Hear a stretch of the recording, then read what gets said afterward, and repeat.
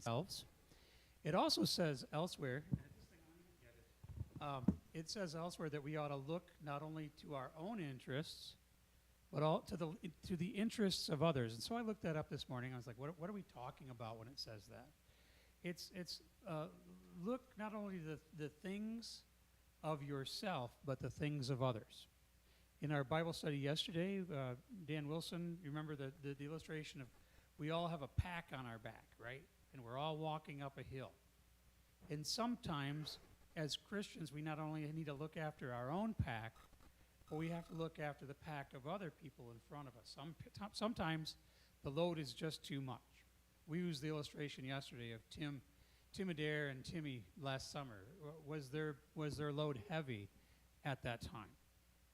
They needed that extra hand for Christians to come alongside and look not only to their own interests, but also to the interests of another family. And that shows humility. If we can do that, that is a very good thing in our lives. And I would just, as we think about today's beginning of the songs, and as we get to the servant song, that's a 70s song that, if you guys remember the servant song from the 70s, it sounds like a kind of a cross between a folk song and a hymn. But the lyrics are just really great about just sharing each other's load and burden as we go through life. So let's begin with some songs of worship. We have a couple of hymns and then the servant song, and Chris Brown will be up to read a scripture, and then we'll have communion together. So start considering the things of communion too, your life, and examining yourself in light of Christ's commands to love one another and love the Lord your God with all your heart, soul, strength, and mind. Now you can come up. I'm sorry.